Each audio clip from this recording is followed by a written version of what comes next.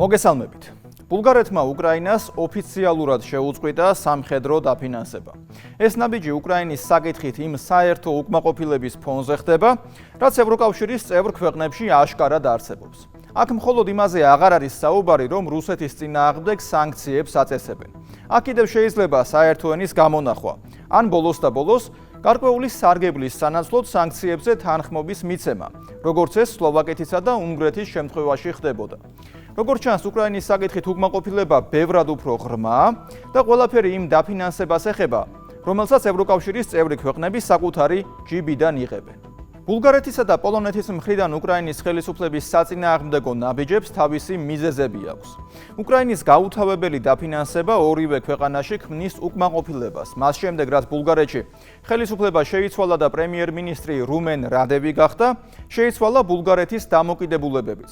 ბულგარეთის ახალმა მთავრობამ უკრაინისთვის სამხედრო დახმარების შეწყვეტის შესახებ გადაწყვეტილება მიიღო. რაც შეეხება პოლონეთს, მათ უკვე უკრაინისთვის გამანადგურებლების MiG-29-ების გადაცემაზე თქვეს უარი. ოფიციალურ მიზეზად ის დასახელდა, რომ უკრაინული მხარე დრონებისა და უპილოტო საფრენი აპარატების წინააღმდეგ ბრძოლის მეთოდებზე პოლონეთს ინფორმაციასა და ტექნოლოგიებს არ უზიარებს, მაგრამ უთანხმოების მიზეზები კიდევ უფრო ღრმა და მგრძნობიარია. საქმე ეხება იმას, რომ ზელენსკიმ უკრაინის არმიის ერთ-ერთ დანაყოფს უკრაინის მეამბოხეების არმიის გმირები უწოდა. ამ და სხვა უკრაინულ დაჯგუფებებს კი პოლონელები მეორე მსოფლიო ომის დროს პოლონელების ეთნიკური ნიშნით დევნაში ადანაშაულებენ. როგორც ჩანს, ეს უკვე ის წითელი ხაზი გახდა პოლონელებისთვის, სადაც უკრაინის ხელისუფლებისთვის დათმობაც აღარ გამოდის და აღარც საერთო მტერი, ანუ რუსეთი ხდება მათი გამაერთიანებელი. სწორედ ამიტომ ისმის კრიტიკა და ვხედავთ ნაბიჯებს პოლონეთის ხელისუფლების მხრიდან. თუმცა ერთია კონკრეტული ქვეყნების უკმაყოფილება უკრაინის ხელისუფლებით და მეორე ის თუ როგორი პოლიტიკა აქვს ბრიუსელის ბიუროკრატიას. ბრიუსელშიც ძალიან კარგად იციან ის თუ რა ხდებოდა მეორე მსოფლიო ომის დროს. ისიც კარგად იციან, რომ წევრ სახელმწიფოებს, განსაკუთრებით აღმოსავლეთ ევროპაში ტვირთად აწევთ უკრაინის დაფინანსება. მაგრამ ევროკრატების პოლიტიკა არ დგას ევროპელების ინტერესებზე. ამ ფონზე ზელენსკი ისევ დამატებით ფინანსებს ითხოვს, მიუხედავად იმისა, რომ სულ ცოტა ხნის წინ დაუმტკიცეს 90 მილიარდ ევროიანი სესხის პაკეტი. ამჯერად 20 მილიარდ დოლარზე აქვს საუბარი. თან ეს ყველაფერი გაუთავებელი კორუფციული სკანდალების პარალელურად ხდება. ევროკრატებში ასევე კარგად იციან, რომ უკრაინის ხელისუფლება კორუფციულ სკანდალებშია გახვეული. ამაზე მეტყველებს უკრაინის ანტიკორუფციული ბიუროსა და პროკურატურის გამოძიებები. ამ გამოძიებებმა აჩვენა, რომ ზელენსკის უახლოესი გარემოცვა ჩართული იყო კორუფციულ სქემებში. გამოძიება ბოლოს ანდრეი ერმაკამდეც მივიდა, რომელიც ზელენსკის ადმინისტრაციის ყოფილი უფროსია. როგორც ჩანს, ბრიუსელის ბიუროკრატიისა და ევროკავშირის წევრი ქვეყნების ინტერესები დიდი ხანია დაშორდა ერთმანეთს. გიორგი მდივანის სიუჟეტში ნახავთ, თუ როგორ იცვლება ევროკავშირში განწყობები უკრაინის მიმართ. ევროკავშირის მილიტარისტულ კურსს კიდევ ერთი წევრი სახელმწიფო აუმხედრდა. დიპსტეითის მართული ევროგაერთიანების ახალი თავისტკივილი ბულგარეთი გახდა. აღმოსავლეთ ევროპული ქვეყნის მთავრობა აცხადებს, რომ უკრაინას სამხედრო დახმარებას აღარ აღმოუჩენს. ეს კი უკრაინის ომის გაუთავებელი გაჭიანურების პროცესში სერიოზული დაბრკოლება იქნება. ბულგარეთის დამოუკიდებელი პოზიცია შეეწინააღმდეგოს ევროკავშირის საომარ პოლიტიკას. მხოლოდ მას შემდეგ გახდა შესაძლებელი, რაც 2026 წლის აპრილში ჩატარებულ საპარლამენტო არჩევნებში ბულგარეთის ყოფილი პრეზიდენტის რუმენ რადევის კოალიციამ გაიმარჯვა. გაიმარჯვა მეტისმეტად დამაჯერებლად. ეს მთლიანად ბულგარეთისთვის ძალიან მნიშვნელოვანი არჩევნები იყო, რადგანაც ბოლო წლების განმავლობაში ბულგარეთმა თავის თავზე გამოსცადა კოალიციური მთავრობების არამდგრადობა და მისგან გამოწვეული გაუთავებელი პოლიტიკური კრიზისი. ბოლო 4 წლის განმავლობაში ბულგარეთში 6 საპარლამენტო არჩევნები ჩატარდა და ქვეყანა ვერ ახერხებდა გამოსვლას პერმანენტული კრიზისის ფაზიდან. აპრილში ჩატარებულ არჩევნებზე კი რუმენ რადევის სამთავრობო კოალიციამ 44.6% მიიღო და უმრავლესობა მოიპოვა. რაც მას იმის საშუალება მისცა, რომ მინისტრთა კაბინეტი დამოუკიდებლად ჩამოეყალიბებინა. ეს კი თავის მხრივ იმის საწინდარი აღმოჩნდა, რომ ბულგარეთს სუვერენული საგარეო პოლიტიკის წარმოება დაეწყო. ბულგარეთის ახალი პრემიერ-მინისტრი რუმენ რადევი ბრიუსელის ევრობიუროკრატიის კრიტიკოსთა რიგებში ჩაეწერა. ის რუსეთთან პრაქტიკული და კეთილმეზობლური ურთიერთობების მომხრეა, უკრაინის ომის დამთავრება კი მოლაპარაკებების და დიპლომატიის გამოყენებით უნდა. რისიც ევროკავშირის ძალაუფლების ვერტიკალში ასე ეშინიათ. იმედი მაქვს, რომ რუსეთთან პრაქტიკულ ურთიერთობებს განვავითარებთ, რომელიც ეფუძნება ურთიერთპატივისცემასა და თანასწორ მოპყრობას. ეს არის ჩვენი მიდგომა რუსეთის მიმართ. ჩვენ პატივი უნდა ვცეთ ჩვენს ისტორიას. მოგეხსენებათ რუსეთის როლი ბულგარეთის განთავისუფლებაში და ეს ძალიან მნიშვნელოვანია. რა თქმა უნდა, ჩვენ ამას არასდროს დავივიწყებთ, მაგრამ ურთიერთობები პრაქტიკულ მიდგომას უნდა ეფუძნებოდეს. ბულგარეთის ახალმა თავდაცვის მინისტრმა დიმიტარ სტოიანოვმა მედიას აუწყა, რომ ბულგარეთი უკრაინისთვის სამხედრო დახმარების გაწევას აღარ აპირებს. ეს გასაკვირი არაა, რადგანაც რუმენ რადევის მთავრობა დეკლარირებულად ბულგარელების ინტერესების დაცვას ეცდება პირველ რიგში. ბულგარეთის ხელისუფლება ევროპის მშვიდობის პარტიას შეუერთდა და მისი ოფიციალური პოზიციაა სამშვიდობო მოლაპარაკებების ხელშეწყობა და საომარი მოქმედებების შეწყვეტა. ჩვენ უკვე ნათლად განვაცხადეთ, რომ უკრაინაში ომი არ გადაწყდება ბრძოლის ველზე. ჩვენ ამ ომში გამოფიტვის მოწმენი ვართ. არ აქვს მნიშვნელობა, რამდენი იარაღიც არ უნდა დაგროვდეს. ერთადერთი შედეგი ადამიანთა სიცოცხლის დაკარგვაა. დროა მოლაპარაკებების მაგიდასთან დავსხდეთ. თუმცა სტოიანოვმა ასევე დაამატა, რომ კომერციულად უკრაინელებისთვის სხვადასხვა სამხედრო ტექნიკის და აღჭურვილობის მიყიდვა კვლავ ნებადართული იქნება. შეწყდება მხოლოდ უანგარო სამხედრო დახმარება, რის სანაცვლოდაც უკრაინელები ფულს არ იხდიდნენ. როგორც ბულგარეთის თავდაცვის მინისტრმა განაცხადა საპარლამენტო მოსმენებზე, ქვეყანაში სამხედრო არსენალის მარაგები მინიმალურ დონეზეა და უკრაინელებზე გასაჩუქებელი იარაღი მათ აღარ დარჩათ. ბულგარეთის ახალი პრემიერი რადევი ყოფილი სამხედრო პილოტია და მას მტკიცედ მიაჩნია, რომ ომის ბედი ბრძოლის ველზე ვერ გადაწყდება. ძვირფასო ქალბატონებო და ბატონებო, ძვირფასო მინისტრებო, მედიის ძვირფასო წარმომადგენლებო, როგორც უკვე იცით, მთავრობა წყვეტს ბულგარეთის არმიიდან უკრაინისთვის იარაღის მიწოდებას. ჩვენ უკვე საკმარისი გავეცით და ჩვენი ქვეყანა ამ სისხლიანი ომის შედეგად სოციალურ-ეკონომიკურ ზარალს განიცდის. დარწმუნებულები ვართ, რომ მშვიდობიანი გადაწყვეტის მიღწევა სამხედრო საშუალებებით არ მოხდება. ამიტომ კვლავ მოუწოდებთ ამ ომისადმი ყოვლის მომცველი და რეალისტური მიდგომისკენ და დიპლომატიური გადაწყვეტისკენ. კანონის უზენაესობის, დემოკრატიული ინსტიტუტებისა და ბულგარეთის არმიის თავდაცვის უნარიანობის გაძლიერებაა მთავარი ამ ომში მეტი რესურსის ჩადების ნაცვლად და ეს რეალური ინვესტიცია ბულგარეთის ევროპული მომავლისთვის. რუსეთ-უკრაინის ომის დაწყების შემდეგ მიმდინარე წლის გაზაფხულამდე ბულგარეთმა უკრაინას სამხედრო დახმარების 13 პაკეტი აღმოუჩინა. ეს ინფორმაცია ცოტა ხნის წინ ბულგარეთის თავდაცვის სამინისტრომ გამოაქვეყნა. საუბარია სხვადასხვა სახის ამუნიციაზე, საარტილერიო ჭურვებზე და სხვა სახის არსენალზე. უცნობია ზუსტად რამდენი ასეული მილიონი ევროს ან რამდენი მილიარდი ევროს ღირებულების იყო ეს სამხედრო დახმარება. მაგრამ იმას თუ მივიღებთ ხედველობაში, რომ ბულგარეთი ევროკავშირის უღარიბესი ქვეყანაა, მისი მაცხოვრებლებისთვის რამდენიმე ათეული თუ ასეული მილიონი ევროც საკმაოდ მნიშვნელოვანია.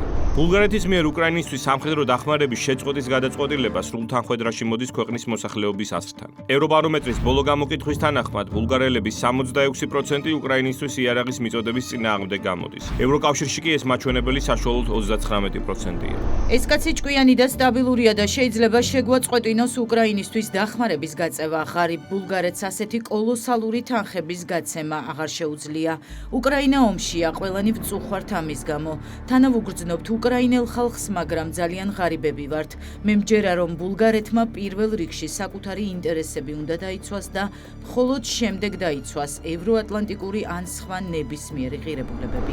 საინტერესო იქნება ასევე როგორ მოხდება ბულგარეთსა და უკრაინას შორის გაფორმებული სამხედრო ხელშეკრულების გადახედვა რადევის მთავრობის მიერ. 2026 წელს კიევში უკრაინის პრეზიდენტმა ვლადიმერ ზელენსკიმ და ბულგარეთის ყოფილმა პრემიერ-მინისტრმა ანდრეი გუროვმა უსაფრთხოების სფეროში თანამშრომლობის შესახებ ხელშეკრულებას მოაწერეს ხელი 10 წლის ვადით. ხელშეკრულება ითვალისწინებდა, რომ ბულგარეთი გააგრძელებდა უკრაინისთვის სამხედრო დახმარების მიწოდებას და თანამშრომლობას სამხედრო სამრეწველო სფეროში. ბულგარეთი და უკრაინა დრონების და ტყვია-წამლის ერთობლივ წარმოებასაც აპირებდნენ. მნიშვნელოვანი ყურადღება ექცეოდა ენერგოუსაფრთხოებას. ქვეყნები ერთმანეთს პირდებოდნენ, რომ გააგრძელებდნენ მუშაობას ენერგეტიკული კორიდორის ქმედითუნარიანობის უზრუნველსაყოფად. ბულგარეთი კი არის ევროკავშირის უღარიბესი ქვეყანა, მაგრამ მას რუმინეთის მსგავსად მნიშვნელოვანი გეოსტრატეგიული მდებარეობა გააჩნია და გასასვლელი აქვს შავ ზღვაზე. ამიტომაც მისი ოფიციალური პოზიცია ბევრად უფრო მნიშვნელოვანია, ვიდრე ეს შეიძლება ერთი შეხედვით ჩანდეს.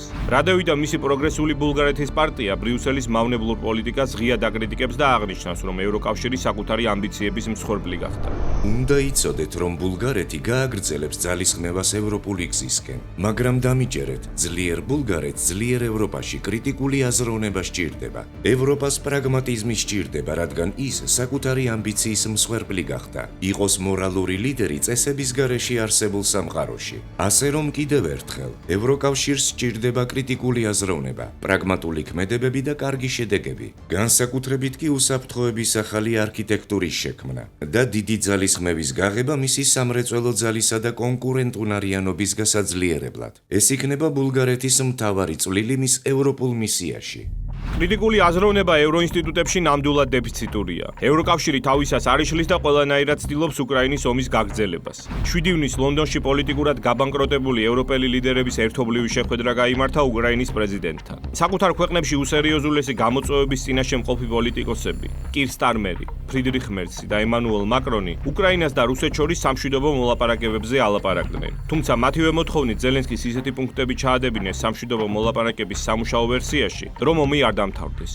სხვანაირად ძნელია იმის ახსნა თუ რა საჭირო იყო მოლაპარაკების საწყის ეტაპზე რეპარაციების მუხლის ჩადება. ისტორიული გამოცდილება გვიჩვენებს, რომ რეპარაციებს მხოლოდ დამარცხებული, განადგურებული ქვეყნები იხდიან. რუსეთი კი ასეთ მდგომარეობაში ნამდვილად არაა. ამას გარდა ზელენსკის ხელისუფლებას შესაძლოა დაფინანსების პრობლემაც შეექმნას. გერმანია და პოლონეთი 7 მილიარდ 600 მილიონი დოლარის გადაცემაზე ვერ თანხმდებიან უკრაინისთვის ევროპული ფონდებიდან. აქ საუბარია ევროპული მშვიდობის ფონდზე, თუმცა უფრო ზუსტი იქნებოდა ევროპული ომის ფონდი რომ დავარქვათ. რადგანაც ეს ფონდი უკრაინისთვის და სხვა ქვეყნებისთვის, ვინც უკრაინას სამხედრო დახმარებას უწევს, ფინანსური დახმარების გადაცემას ითვალისწინებს. გერმანია კი ამ ფონდის ერთ-ერთი უმსხვილესი დონორია და მას სურს, რომ მთელი ეს თანხა უკრაინის საჭიროებებს მოხმარდეს. მაშინ, როდესაც პოლონეთის პოზიცია უკრაინასთან ერთად სხვა ქვეყნების ფინანსურ დახმარებაში მდგომარეობს, რომელთაც უკრაინელებს იარაღი მიაწოდეს და საკუთარი მარაგების შეამცირეს.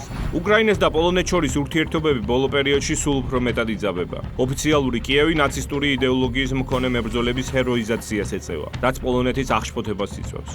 უკრაინელების მდგომარეობა არც ბრძოლის ველზე არ იძლევა კმაყოფილების საშუალებას. იმის მიუხედავად, რომ უკრაინა რუსეთის ტერიტორიას სულ უფრო ხშირად უდევს დრონებით, ეს ომის და ფრონტის ხაზის სტატუს-კვოს ვერ ცვლის. ამას უკრაინის ყოფილი საგარეო საქმეთა მინისტრი დიმიტრო კულებაც აღნიშნავს. არ მსურს უჟმურად გამოვიყურებოდე, რომელიც ადამიანებს სიხარულს უმწარებს, მაგრამ ნოემბერში ჩვენ კვლავ დაუბრუნდებით საუბრებს იმაზე, თუ როგორ გადავიტანოთ ზამთარი. ამიტომაც საუბარი იმაზე, რომ ომში გარდამტეხი მომენტის მომსწრენი ვართ, უკრაინამ ყველაფერი შემოატრიალა და მალე კრემლში შეიჭრება, არის ბოდვა.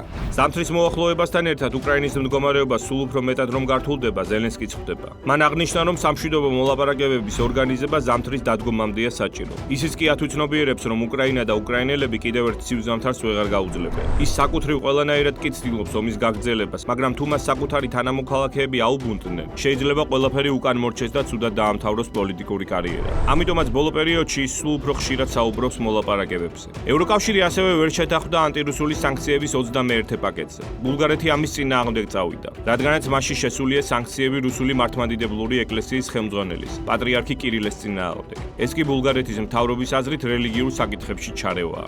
ცივი ზამთრის გარდა არის კიდევ ერთი საკვანძო მომენტი უკრაინის მომავლისთვის. 2027 წლის აპრილში საფრანგეთის საპრეზიდენტო არჩევნებია ჩანიშნული, სადაც მთავარი ფავორიტი ჯორდან ბარდელაა. მისი გამარჯვების შემთხვევაში უკრაინისთვის შეიძლება ცუდი დღე დადგეს, თუ საფრანგეთი უკრაინის დაფინანსების და ომის გაგრძელების თემას ჩაიხსნება. ამას კიევშიც ხვდებიან და ბრიუსელშიც. Deep State-ის მართული ბრიუსელის ბიუროკრატიისთვის არსებითი არის ომის პოლიტიკა და სამშვიდობო პროცესის მაქსიმალური ხელშეშლა.